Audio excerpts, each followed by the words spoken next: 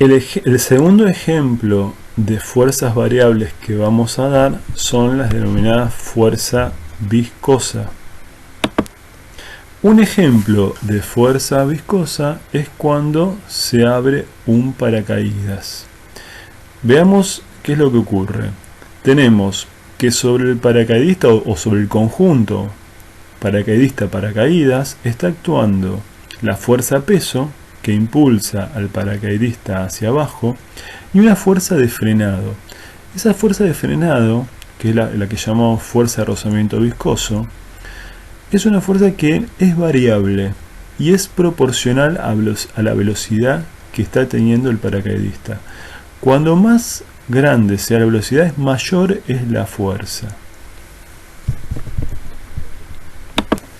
Estas fuerzas de rozamiento viscoso en general se dan cuando tenemos cuerpos moviéndose en fluidos. Cuando hablamos de fluidos nos referimos tanto a aire como a líquidos. Por ejemplo, un cuerpo sólido cayendo en un recipiente de aceite o en un recipiente con miel es un buen ejemplo de la actuación de la fuerza de rozamiento viscoso. Acá lo que estamos planteando son dos casos diferentes.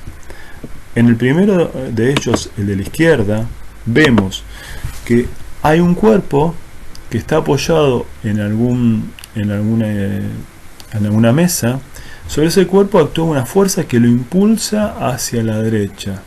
Pero además el cuerpo está en algún fluido, que puede ser aire o algún líquido, que le produce una fuerza viscosa que se opone al movimiento del cuerpo, se opone a la velocidad, tiene la dirección contraria a la velocidad. Acá tenemos en el ejemplo de la derecha algo similar. Acá esto sería similar al paracaidista. Tenemos un cuerpo que es impulsado por su fuerza peso y la fuerza viscosa que se opone. Acá le hemos restado el empuje, porque como ustedes saben, cuando tenemos un cuerpo en un fluido, además de actuar el peso, actúa el empuje hacia arriba en dirección contraria al peso. En el caso del aire el empuje es muy pequeño, entonces podemos considerar que el empuje es prácticamente cero para el caso del paracaidista.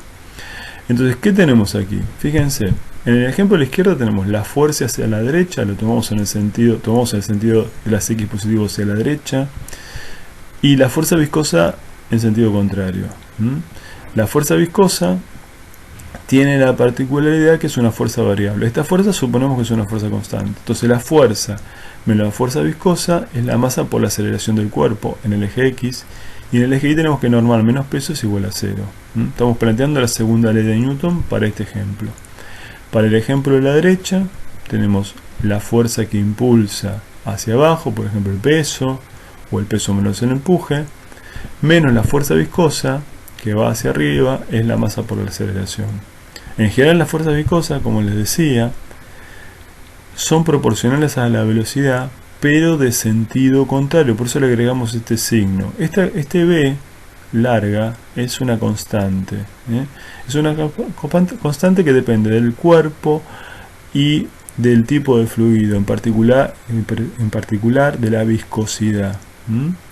Fíjense que en ambos casos, tanto el movimiento del cuerpo hacia la derecha horizontal o el movimiento vertical de este cuerpo, estamos obteniendo una ecuación que es similar. ¿Por qué decimos que es similar? Porque tenemos una fuerza menos la fuerza viscosa, que es variable, igual a la masa por la aceleración. Tenemos la misma ecuación para resolver.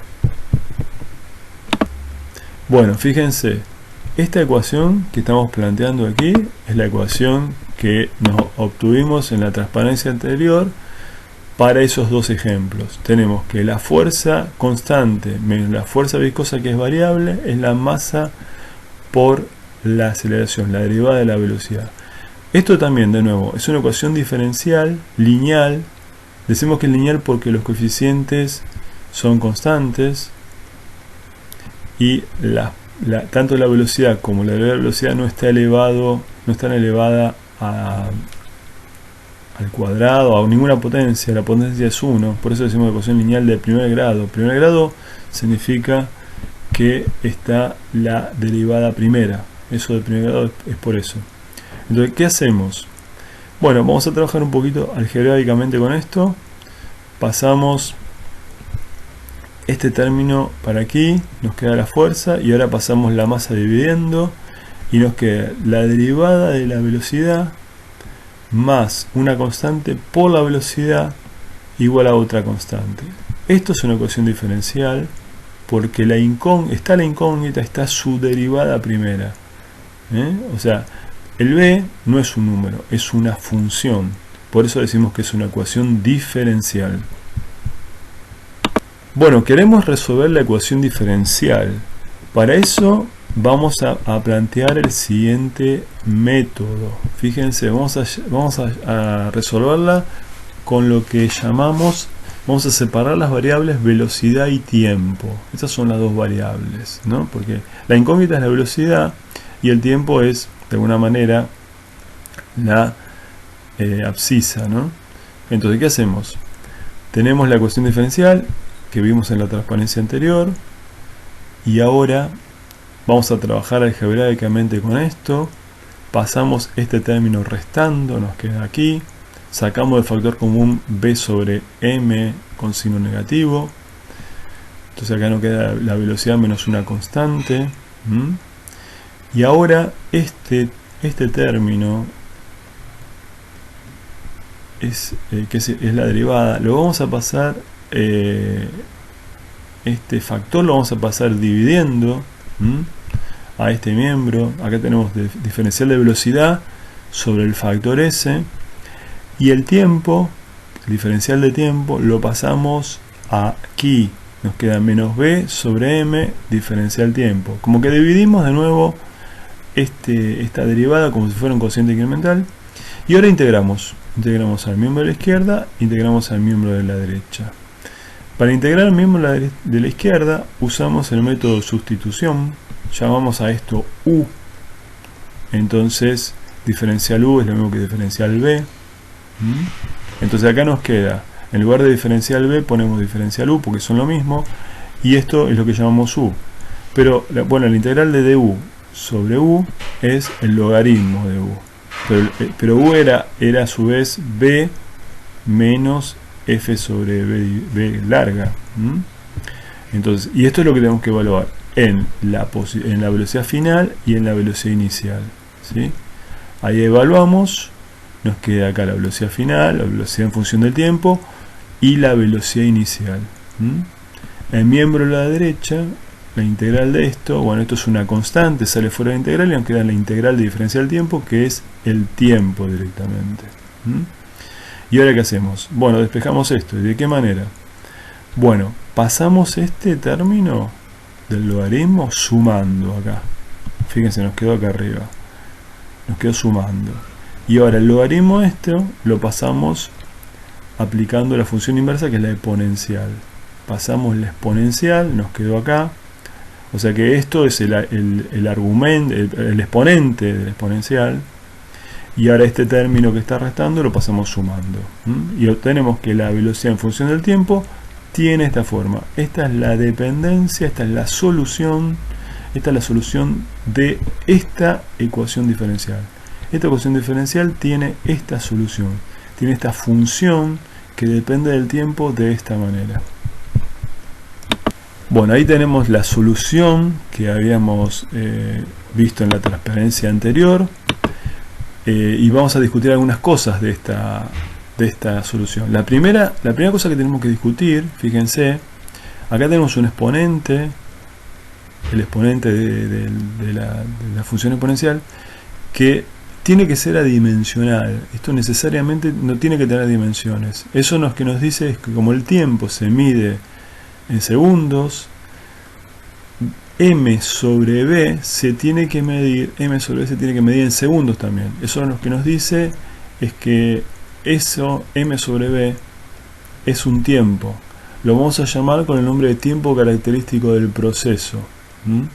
Además vemos que si yo pongo en esta ecuación t igual a 0, bueno, si pongo t igual a 0, pongo 0 acá, e a la 0 es 1, y nos queda esto, bueno, b de t igual a 0 es b0, bueno, eso está bien, porque a tiempo igual a 0 es la velocidad inicial. Y fíjense qué pasa cuando hacemos tender el tiempo infinito. Si yo voy a tender el tiempo infinito, e a la menos infinito tiende a 0. O sea que todo este término se nos va. ¿Eso qué quiere decir? Que cuando el tiempo es muy grande, la velocidad tiende a este valor, f sobre v. A esto se lo llama velocidad límite. Ahora vamos a ver por qué. Se lo llama velocidad límite. Esta velocidad límite también sale de plantear que cuando tenemos tiempos muy grandes, si la velocidad no cambia, eso quiere decir que esta derivada es 0. ¿Sí? Si la derivada es 0, de acá fíjense, podemos obtener, si esto es nulo, esto lo tachamos de nulo, este m se simplifica con este m, y nos queda la velocidad límite como f sobre v. La velocidad límite es f sobre v, o sea que es el valor al que tiende la solución de esta ecuación.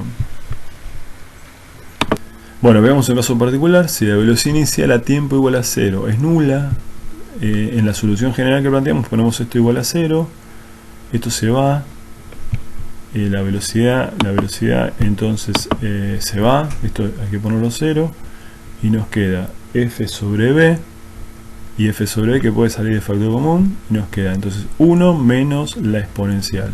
Vamos a graficar esto. Bueno, fíjense, acá tenemos el gráfico de la primera situación, o sea, cuando la velocidad inicial es 0, tenemos esta forma. La velocidad en función del tiempo es una velocidad límite, ¿sí? Es la velocidad límite que tenía que ver con la fuerza sobre la constante v, ¿sí? En este caso están tomando que la fuerza es la fuerza gravitatoria. Y esto tiene que ver con menos t sobre tau. El tau era lo que llamamos como el nombre de tiempo característico. Fíjense que de alguna manera, cuando yo tomo tiempos, ¿qué quiere decir un tiempo grande? Bueno, comparado con tau. Cuando el tiempo es más o menos 4 veces el tiempo característico, vamos a llegar prácticamente a la situación límite. O sea, fíjense, la solución que estamos teniendo acá es una exponencial que llamamos decreciente, que tiene un valor límite. El valor límite es el valor máximo que alcanza este sistema. Por ejemplo, en el caso del paracaidista, que se mueve bajo la acción de la fuerza peso, va a alcanzar una velocidad límite, que es el peso sobre la constante v de la fuerza viscosa. Esta constante, que es una constante que dependerá del fluido. Pero lo interesante es que el tiempo característico nos da una idea de cuánto tarda el proceso en alcanzar la velocidad límite. O sea, 4 veces el tiempo característico es el tiempo que se alcanza la velocidad límite. Ese tiempo característico que depende de la masa del cuerpo y de la constante v de la fuerza gravitatoria. Depende exclusivamente de eso. Bueno, acá tenemos otro caso, el caso donde la velocidad inicial no es 0. Cuando la velocidad inicial no es 0, tiene un valor. Bueno, nos queda la ecuación general, pero de alguna manera hay que diferenciar aquí dos situaciones distintas. O sea, si la velocidad inicial es menor que la velocidad límite, la velocidad límite la sacábamos como la fuerza sobre v, entonces tenemos una cierta dependencia. O sea, la velocidad inicial es menor, tiende al valor límite. Si la velocidad inicial es mayor, bueno, ahí tiende a disminuir y también tiende al mismo valor límite. Bueno, en esta transparencia que vemos un modelo que no vamos a decir de dónde sale. Es una esfera moviéndose en un fluido. Entonces aparece una fuerza de rozamiento que es, fíjense, es la velocidad, tenemos acá el signo menos, y esto que tenemos acá, 6pi por a por eta, es la constante B. Es la constante B, o sea, la fuerza viscosa es menos B larga por B velocidad. Este modelo que nos estamos explicando nos dice que la constante B es 6pi por el radio de la esfera por la viscosidad. Entonces, por ejemplo, si yo tengo un cuerpo que está entrando en un fluido, ese cuerpo se va a frenar por acción, está entrando en forma horizontal, se va a frenar por acción de esta fuerza viscosa. Actúa una fuerza hacia la izquierda, que es menos B por B. El B es esto de acá. Y si el fluido, por ejemplo, si el cuerpo cae en el fluido, nuevamente tenemos una fuerza viscosa que tiende a frenar el movimiento, y llega un momento en que se alcanza una velocidad límite. La velocidad límite es la masa por la gravedad, la fuerza impulsora, sobre la constante B, como lo hemos demostrado en transparencias anteriores. Bueno, para cerrar, les presento un ejemplo. Tenemos aquí un tubo vertical lleno de aceite de auto, y dejamos caer un perdigón esférico de plomo. El diámetro del tubo es mucho mayor que el diámetro del perdigón.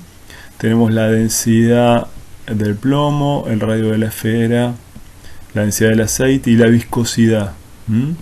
Por ejemplo, si nos piden calcular la velocidad límite, o cuándo se alcanza esa velocidad límite, con decir que llegamos al 99,5% de la velocidad límite, o sea, estamos en esta región. Entonces, fíjense, tenemos la masa, tenemos la constante B, ¿sí? La constante B, como vimos en la transparencia anterior, es 6pi por el radio de la esfera por la viscosidad. La masa lo podemos calcular como densidad por volumen de la esfera. El volumen de la esfera es 4/3 de pi por radio al cubo. Y de acá podemos sacar el tiempo necesario para que alcance esa velocidad límite, que dijimos, bueno, 4 veces tau más o menos es la velocidad límite. Ustedes fíjense que en realidad esto es una exponencial decreciente. Matemáticamente nunca llega al caso límite, nunca vale este valor, ¿no? Nunca se llega. Esto es una asíntota, se llega en el infinito. Pero físicamente, con tomar 3 o 4 veces la constante de tiempo tau, estamos alcanzando el caso límite. Para tiempos mayores, la variación que va a tener la velocidad es muy pequeña. Entonces podemos decir que alcanzó esa velocidad límite y que va a seguir como un movimiento rectilíneo uniforme.